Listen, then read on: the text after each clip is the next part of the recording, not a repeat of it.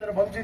से आदिवासी संप्रदायर बुभुक्षितर स्वर को जिते आम वर्णना करी तत्कालीन साहित्यिक बाणी भंडार को मजबूत कर दी आज तार प्रासंगिकता वहन करुच्ची तार अर्थ है स्थायित्व बजाय रखिथिबा जो यही साहित्य संपद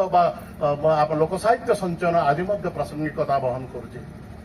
एवं वर्तमान प्रश्न सृष्टि करुच्ची जेतबेले पर्यंत आम साहित्य संरचना करुचे जीवन सहित साहित्य को संवर्धन न करबा पर्यंत साहित्य सत्संग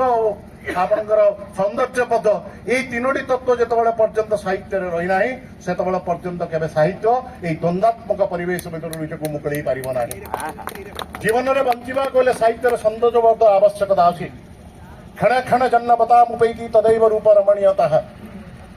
कालिदास निजर कुमार संभव काव्य कहते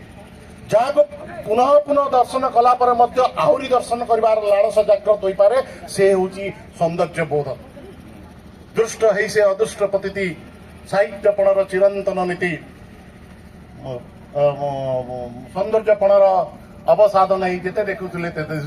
कविवर राधानाथ राय सौंदर्यपण को जिते आप आलोचना कर मुहुर्मुह दर्शन कलापर मनर चेतना मध्य सौंदर्यपद आपण को तुषार्थ करें से साहित्य संरचना साहित्यर स्वरूप केवल सौंदर्य प्रदान कर एणु जीवन में साहित्य को जिते आप भल पाइबा चेष्टा कर अंत और बहिर्गुण सौंदर्य को देखार अच्छी अंत सौंदर्यता को आत्मबोध कहुपे आत्मबोध चिंतन कला बेले मनुष्य जिते सकारात्मक चिंताधारा करें से तार आत्मबोध केवे सकारात्मक चिंताधारा को सौंदर्यबोध को विवर्धित कर बही प्रकाश रे जेपदी एक पद्मफूल पंखरे प्रस्फुटित हेले तार अंतकरण में चंद्रमा को भल पाइबार सौंदर्यबोध से सारस्वत प्रेम से चंद्र किरण निजक उद्भाषित कर पंख मध्य फुटुवा से पद्म जिते समाज कलुषित वातावरण को सृष्टि होता समस्त सारस्वत दिग मान उद्भाषित करने एक नूतन सारस्वत संदेश प्रदान करुच्ची जिते साहित्य संरचना शब्दर गुंफन जदि एक प्रकंपित संरचना सृष्टि करा ना से साहित्यर अंतर्बोध बोध मलिन पड़ जाए विवेचना कर